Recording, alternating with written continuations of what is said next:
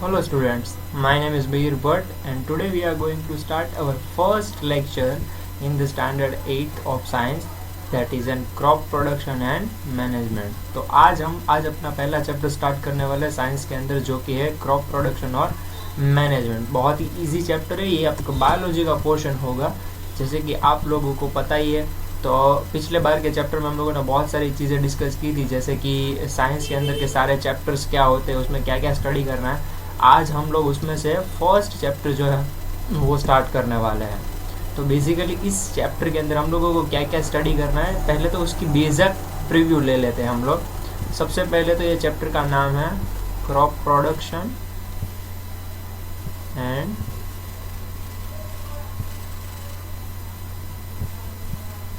Management. तो ये हमारा चैप्टर है फर्स्ट साइंस के अंदर। इसको हम लोग बायोलॉजी के पोर्शन के अंदर कंसिडर करेंगे।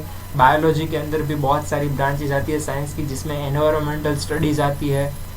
तो एनवायरमेंटल स्टडीज़ के अंदर ये हमारा पहला चैप्टर है क्रॉप प्रोडक्शन एंड मैनेजमेंट। तो इसके अंदर बहुत सारी चीज़ें हम लोगों को स्टडी करनी है। फर्स्ट ऑफ ऑल हम लोग कहाँ से स्टार्ट करेंगे, so what is the crop, क्योंकि इसके अंदर का पहला वर्ड ही क्या है, क्रॉप। तो कहाँ से स्टार्ट करेंगे हम लोग, क्रॉप से।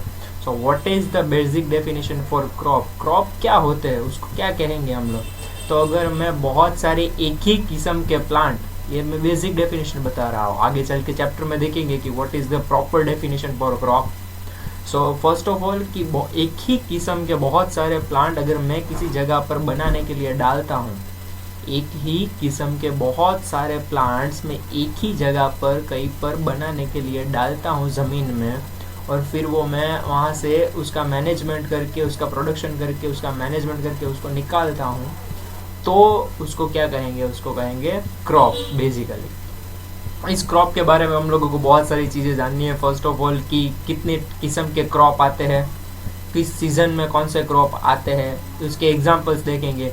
उसका जो प्रोडक्शन है वो देखेंगे कि प्रोडक्शन है तो प्रोडक्शन और मैनेजमेंट के बीच में, प्रोडक्शन और मैनेजमेंट के बीच में कितने स्टेप्स आते हैं टोटल।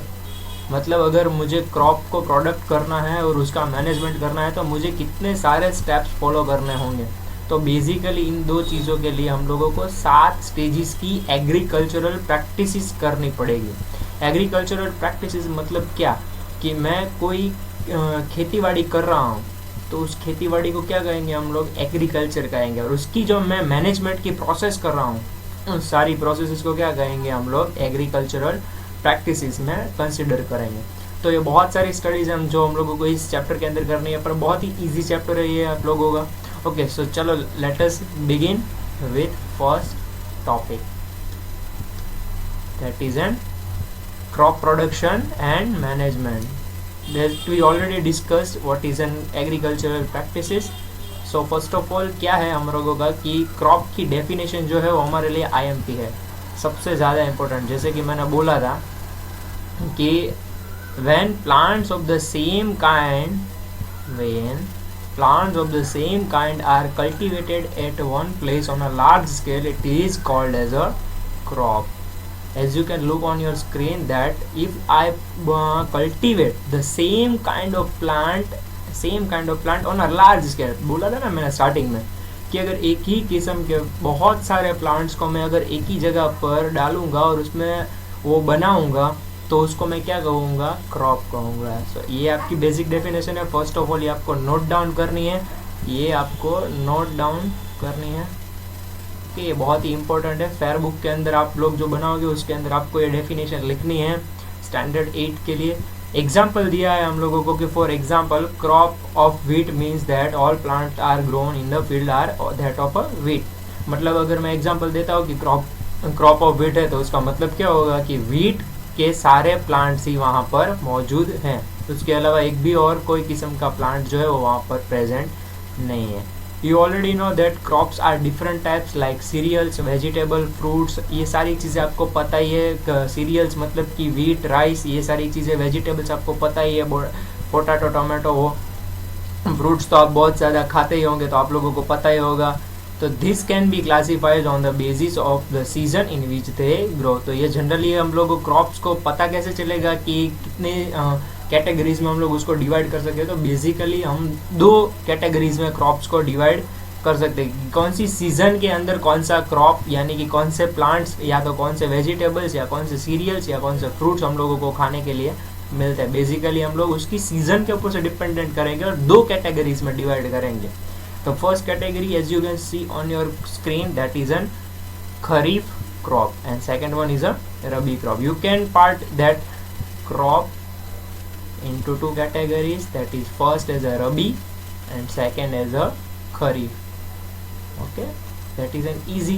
तो क्रॉप के हम लोग जो क्लासीफाइड करेंगे उसको किस हिसाब से, सीजन के हिसाब से क्लासीफाइड करेंगे। तो खरीफ क्रॉप है वो कैसे आएगा, जनरली जो रेनी सीजन के अंदर जो क्रॉप्स हम लोगों को मिलेंगे उसको हम जनरली क्या कहेंगे, खरीफ क्रॉप कहेंगे। बेसिकली एग्जांपल जो है तो मतलब कि जून से लेके सितंबर महीने तक हम लोगों को जितने भी क्रॉप मिलते हैं लाइक सोयाबीन, मेज, ग्राउंडनट, जो ये सारी चीज़ें हैं वो हम लोगों को जून से सितंबर के महीने के बीच में मिलती है। तो जनरली रेनी सीजन के अंदर मिलने वाले जो क्रॉप है उसको हम क्या कहेंगे, खरीफ क्रॉप कहेंगे। तो crop which are sown in the rainy season are called as the kharif crops. And now the second one, so second जो है हमारा जो हम लोग स्टडी करने वाले हैं वो है हमारा रबी क्रॉप्स, जो कि जनरली रबी क्रॉप्स जो है वो हम लोगों को जनरली मिलता है किस सीज़न के अंदर, विंटर सीजन के अंदर हम लोगों को मिलता है। विंटर सीजन के अंदर अक्टूबर से लेके मार्च तक के अंदर जो भी हम लोगों को क्रॉप्स मिलते हैं उसको हम लोग क्या कहेंगे, rabi crops. The crop that are grown in the winter season are called as a rabi crop. For example wheat, gram, pea, ये सारी चीज़ें जो है, मस्टर्ड, ये सारी चीज़ें हैं, वो सारी चीज़ें किसके अंदर आएगी, तो वो रबी क्रॉप्स के अंदर आएगी। तो ये आज का आपका पहला होमवर्क है, right the difference between, right, आज का आपका जो होमवर्क है उसमें आपका पहला जो क्वेश्चन है that is your homework. Write the difference between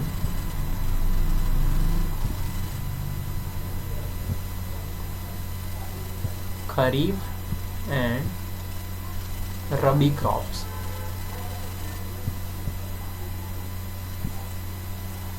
Okay, so basically आप लोग दो पॉइंट्स लिख सकते हो, kharif crop that are generally grown in the rainy season, rabi crops के अंदर आप लिख सकते हो generally grown in the winter season.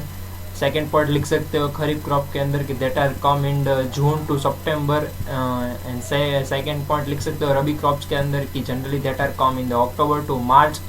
And third point लिख सकते हो उसके एग्जाम्पल, खरीफ क्रॉप के एग्जाम्पल जो है वो क्या है, मेज, सोयाबीन, ग्राउंडनट। उसके बाद रबी क्रॉप्स के अंदर एग्जाम्पल ऐड कर सकते हो कि जनरली एग्जाम्पल्स क्या है, वीट, ग्राम, पी, मस्टर्ड, ये सारी चीज़ें आप ऐड कर सकते हो। तो ये आपका पहला क्वेश्चन हो गया। उसके पहले मैंने बोला था कि that is a basic definition that you have to learn what is an crop. So what is the crop, that is a plant cultivated on the large scale of at a one place, that is known as a crop. Okay, चलो आगे की slide में जाएंगे। आगे की slide में हम लोगों को देखने को मिलेगी जो मैंने बोला था स्टार्टिंग में कि हम लोग स्टडी करेंगे 7 स्टेजेस के बारे में, जो कि है हमारी एग्रीकल्चरल प्रैक्टिस, जो कि है हमारा मैनेजमेंट। क्रॉप के अंदर का जो हमारा मैनेजमेंट है वो हम लोग कैसे करेंगे, तो उसके लिए हम लोगों को 7 स्टेजेस दिए गए हैं।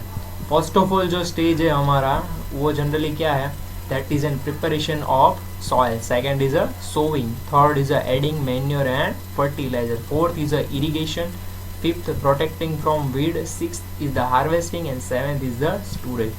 You all have to memorize that there are 7 stages of agricultural practices that we have to memorize it or we have to learn it. Okay, पहले हम लोगों को ये 7 स्टेज क्या है वो मैं आप लोगों को बता देता हूँ। तो आप लोगों को ये लर्न करना है, that is in question number 3 for today's homework. Okay, write the 7 stages of agricultural practices. Okay, first जो था वो क्या था कि एक write the definition of crop, second one is the write the difference between kharif and rabi crop, and now the third question that is come, that is and write the 7 stages of agricultural practices. तो agricultural practices क्या है, तो जो मैं खेतीबाड़ी कर रहा हूँ उस खेतीबाड़ी के अंदर मुझे स्टेप बाय स्टेप प्रोसेस करके कैसे क्रॉप को ग्रो करना है, कैसे उसका मैनेजमेंट करना है, then how can I store them, and then how can I product them, and how can I go to market and go to sell them. Okay, so basically ये सारे stages हम लोगों को इसके अंदर फॉलो करने हैं स्टेप बाय स्टेप। अगर इसमें से एक भी स्टेप के अंदर मैं प्रॉपरली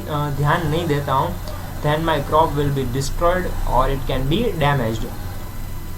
So बहुत सारी चीज़ों का ध्यान रखना पड़ेगा. What is the first step that I have to measure? That is an preparation of soil. Second one is a sowing. Third one is adding manure and fertilizer. तो first तो है preparation of soil.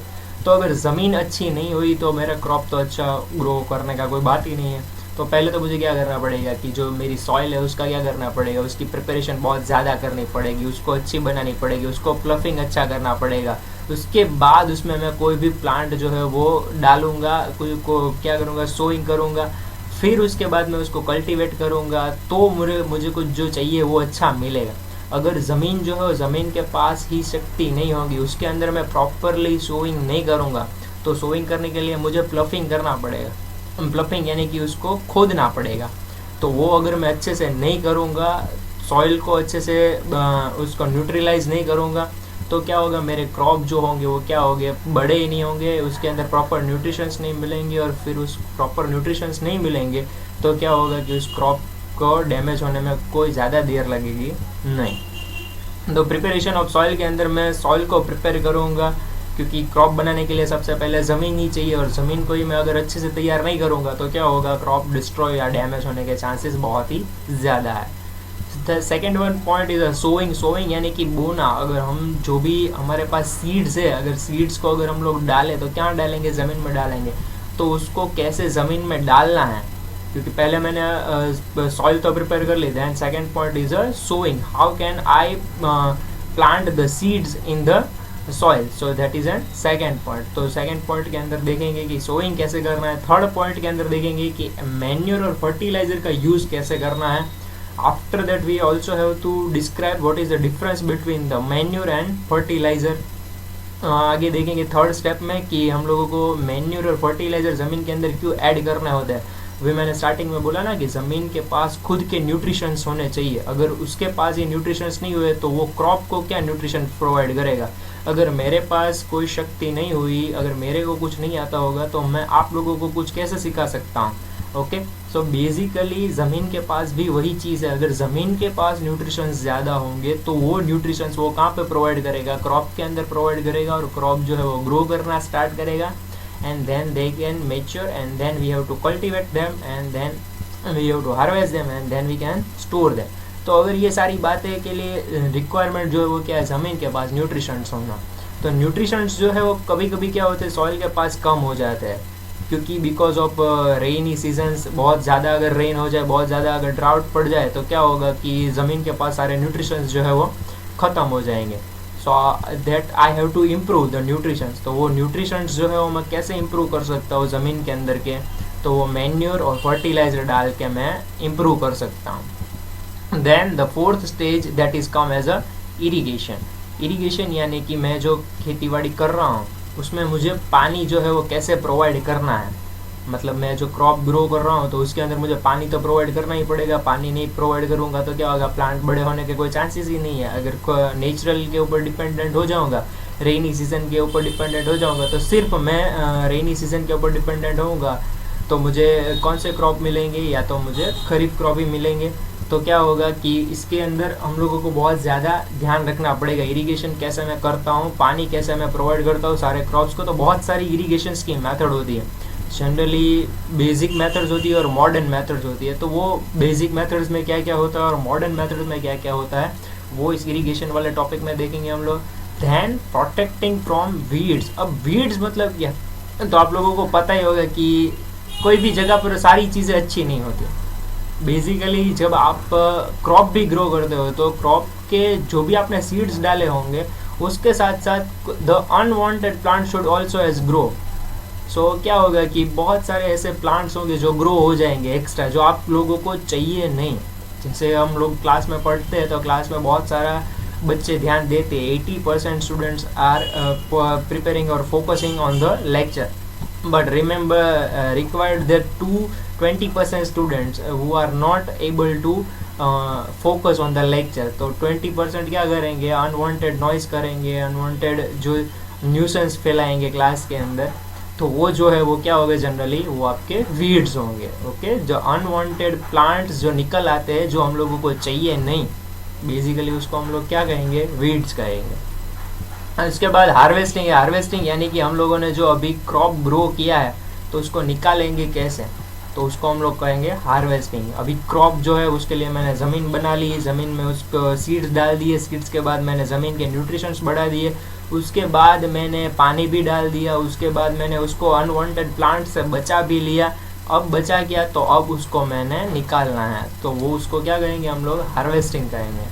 And after that harvesting, अब मैंने plant सारे निकाल तो लिए, crop सारे निकाल तो लिए, अब मैं क्या करूँगा, so how can I store them, क्योंकि स्टोरेज करना बहुत इंपॉर्टेंट है। स्टोरेज नहीं करूँगा, बहुत सारे क्रॉप्स मेरे पास थे तो मैंने हार्वेस्टिंग तो कर लिया, पर अभी अगर उसकी रिक्वायरमेंट इतनी ज़्यादा नहीं है बाज़ार में, तो मैं क्या करूँगा, then I should have to store them into my yard. Okay, तो बेसिकली स्टोरेज के लिए दो चीज़ें हमारे पास होती है। ओके, जैसे कि आप लोगों को पता ही है, हम एक तो तहखाना बोलते हैं, तहखाने में अंदर बहुत सारा हम लोग भंडार के अंदर बहुत सारी चीज़ें स्टोर करके रखते हैं।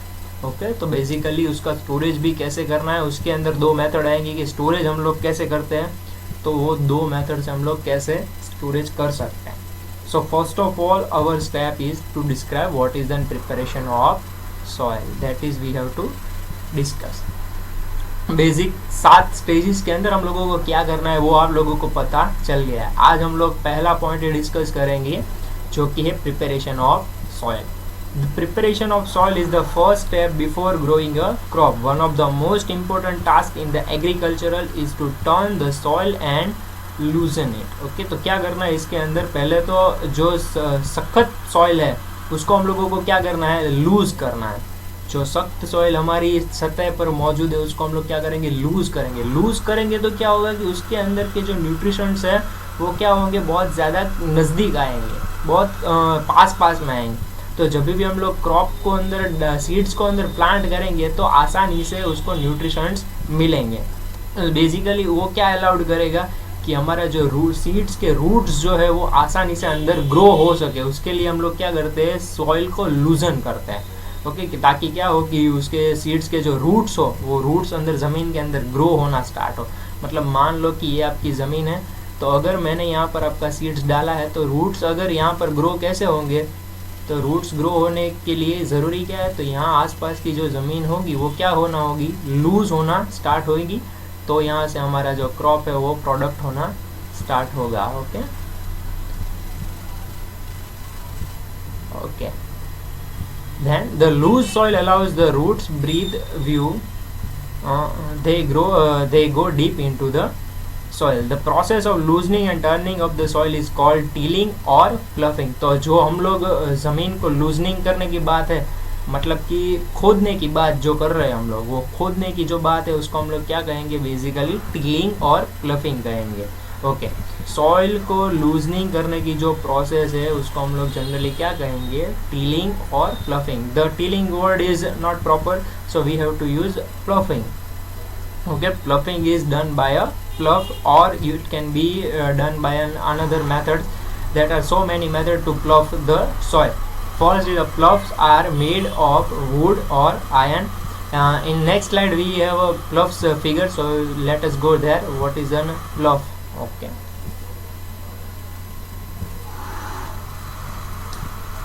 Okay, that is, you can see that is an plough, जो बैल के पीछे जो बांधा है, जिसको हम लोग बेसिक क्या बोलते हैं, हल बोलते हैं।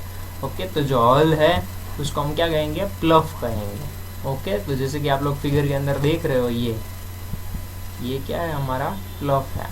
Okay, this is being used since ancient times for ploughing the soil, adding fertilizer to the crop, removing the weeds and turning the soil. This is made of a wood and is drawn by the pair of bulls or other animals, horses and camels. It contains a strong triangular iron strip called ploughshare. तो ये जो triangular हम लोगों को strip दिख रही है उसको क्या कहेंगे हम लोग, plough। उसके बाद जो सेकंड जो है वो हम लोग देखेंगे होय के बारे में। जो होय है वो क्या है, तो होय जो है जनरली उसको क्या कहेंगे हम लोग, कुल्हाड़ी या फिर फावड़ा भी कह सकते हैं। ओके, तो जो इसका इस्तेमाल हम लोग करते हैं वो किसके के लिए करते हैं? It is an simple tool that can be used for as a both uses, for removing the weeds and for also using the loosening of the soil.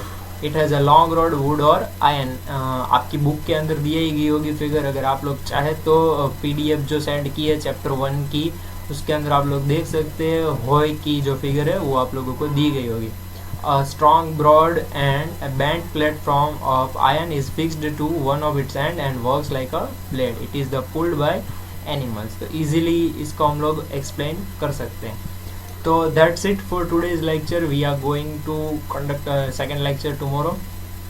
उसके अंदर हम दूसरी मेथड्स के बारे में देखेंगे. आज हम लोगों ने सिर्फ प्रिपरेशन ऑफ सॉइल के बारे में देखा है. कल हम लोग सोइंग के बारे में देखेंगे. After adding the fertiliser and manure के बारे में देखेंगे. then we have to see what is an harvesting, storage, सारी चीज़ों के बारे में देखेंगे. और उसके बाद जो हमारा लास्ट टॉपिक होगा वो क्या होगा? That is an animal food के बारे में होगा. तो एनिमल हस्बेंड्री के बारे में भी जानेंगे नेक्स्ट लेक्चर के अंदर. Okay, so that's it for today. If you have any query or any doubt, you can ask on the comment section. 3 homeworks that is given in today. The homework that is first definition of crop, second you have to write the difference, and third you have to write the 7 stages.